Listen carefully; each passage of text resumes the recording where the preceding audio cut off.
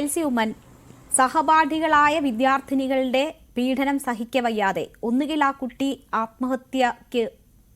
ആത്മഹത്യ ചെയ്യേണ്ടി വന്നു, അല്ലെങ്കിൽ കുടുംബം ആരോപിക്കുന്നത് പോലെ അതിനപ്പുറം എന്തോ അവിടെ സംഭവിച്ചിരിക്കുന്നു. പെൺകുട്ടികൾ മാത്രമുള്ള ഒരു ഹോസ്റ്റലാണ്.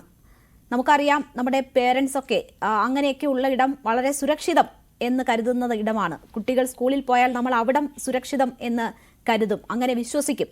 അവിടെയാണ് സഹപാഠികളിൽ നിന്ന് ഈ പീഡനമേറ്റ് കുട്ടിക്ക് മരണം സംഭവിക്കുന്ന ഒരു സാഹചര്യം. എന്താണ് ഇങ്ങനെ സംഭവിക്കുന്നത്? സിദ്ധാർത്ഥിന്റെ മരണത്തിലും നമ്മൾ അത് കണ്ടു. നമുക്കൊപ്പമുള്ള ഒരു കുട്ടി മരണത്തിന്റെ വക്കിലെത്തിയിട്ട് പോലും അലിവ് തോന്നാത്ത സഹപാഠികൾ. ആ സാഹചര്യത്തെ എങ്ങനെ കാണണം? ഒരു ഹോസ്റ്റലാവുമ്പോൾ അല്ലെങ്കിൽ ഒരു കോളേജ് എന്ന് പറയുന്നത് പലതരത്തിലുള്ള സ്വഭാവ സവിശേഷതകളുള്ള കുട്ടികൾ പഠിക്കുന്ന ഒരു സ്ഥലമാണ്.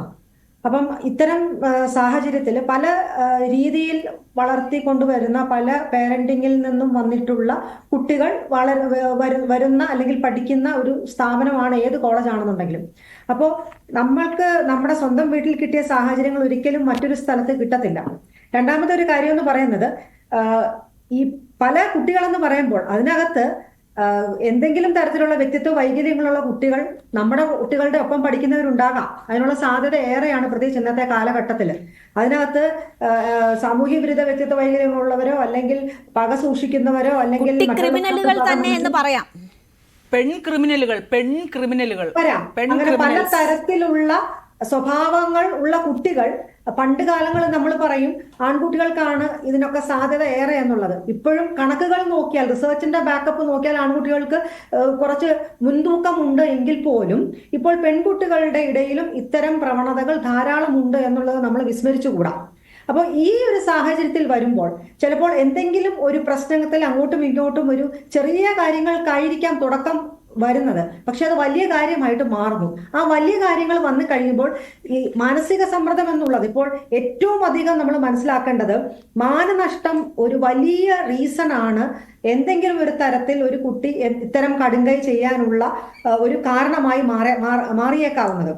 ADM-നും സംഭവിച്ചത് തന്നെയല്ലേ. മാനനഷ്ടം എന്ന് പറയുന്നത് നമ്മുടെ ചുറ്റുവട്ടമുള്ളവര്, നമ്മുടെ സഹപാഠികള്, നമ്മുടെ ടീച്ചേഴ്സ് അല്ലെങ്കിൽ നമ്മുടെ സമൂഹത്തിന് മുമ്പിൽ താൻ ഒരു മോശക്കാരിയാണ് അല്ലെങ്കിൽ മോശക്കാരനാണ് അല്ലെങ്കിൽ കളവ് നടത്തി അല്ലെങ്കിൽ മറ്റെന്തെങ്കിലും അനീതി ചെയ്തു എന്നുള്ള രീതിയിൽ, അത് ശരിയോ തെറ്റോ ആയിക്കോട്ടെ, പക്ഷെ ആ രീതിയിൽ മുദ്ര കുത്തപ്പെട്ട് കഴിയുമ്പോൾ അവർക്കുണ്ടാകുന്ന അപമാന ഭാരം എന്ന് പറയുന്നത് നമ്മൾ ഉദ്ദേശിക്കുന്നതിനെക്കാട്ടിലും വലിയതാണ്. പക്ഷേ ഡോക്ടർ, ഇവിടെ നോക്കൂ, നമ്മൾ കുട്ടികളെ അറിയണം, അവർ കടന്നു പോകുന്ന സാഹചര്യങ്ങൾ എന്ത് എന്ന് മനസ്സിലാക്കണം.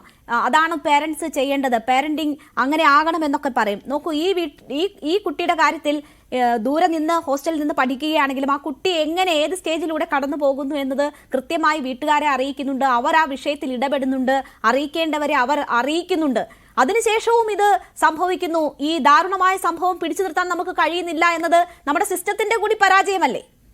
തീർച്ചയായിട്ടും ഞാൻ അതിലേക്കാണ് വരുന്നത്. കാരണം ഇങ്ങനെ ഒരു പ്രശ്നം വന്നു കഴിയുമ്പോൾ സാധാരണഗതിയിൽ നമ്മൾ എപ്പോഴും പറയും, ഏതെങ്കിലും ഒരു കുട്ടി എന്തെങ്കിലും ഒരു കടുങ്കൈ ചെയ്യുമ്പോൾ ഇമ്പൾസീവായിട്ട് ചെയ്യുന്നത് വളരെ ചുരുക്കം ആൾക്കാർ മാത്രമാണ്. ബാക്കിയുള്ളവരൊക്കെയും തന്നെ അത്യധികം മനോവേദ കുറച്ച് ദിവസങ്ങളോ അല്ലെങ്കിൽ മണിക്കൂറുകളോ ആയിട്ട് സഹിച്ചതിന് ശേഷമായിരിക്കാം. അപ്പോൾ അങ്ങനെ വന്നു കഴിയുമ്പോൾ നമ്മൾ ഹൈ റിസ്ക് കാറ്റഗറിയിൽ ചിലർ വരാനുള്ള സാധ്യത ഏറെയാണ്. ഈ ഹൈ റിസ്ക് കാറ്റഗറിയിൽ വരുന്നതാണ് പെട്ടെന്നുണ്ടാകുന്ന ധനനഷ്ടം അല്ലെങ്കിൽ ഏതെങ്കിലും ഒരു വ്യക്തിപരമായിട്ടുള്ള നഷ്ടം, ആളുകളുടെ മരണം, നമ്മുടെ പ്രിയപ്പെട്ടവരുടെ വേർപാട്, ഇതൊക്കെയും എന്ന് പറയുന്നത് ഹൈ റിസ്ക് കാറ്റഗറിയിൽ വരുന്നതാണ്. അപ്പോൾ അത്തരം ഹൈ റിസ്ക് കാറ്റഗറിയിൽ ഉള്ളവർക്ക് തീർച്ചയായിട്ടും അവരുടെ ഒരു ഇമോഷണൽ ട്രോമ എത്രമാത്രം വലുതാണോ അതനുസരിച്ച് റിസ്ക്കും കൂടുതലാണ് എന്നുള്ള കാര്യം നമ്മൾ മനസ്സിലാക്കണം. അപ്പോൾ ഇവിടെ ഈ കുട്ടിക്ക് നിർഭാഗ്യവശാൽ സംഭവിച്ചതെന്ന് പറഞ്ഞാൽ ഇത്തരം കാര്യങ്ങൾ കുറച്ച് നാളുകളായിട്ട് ഇങ്ങനെ പോയിക്കൊണ്ടേയിരിക്കുന്നു. റൂം മാറി മറ്റൊരു റൂമിലേക്ക് പോകേണ്ട ഒരു അവസ്ഥ വന്നു.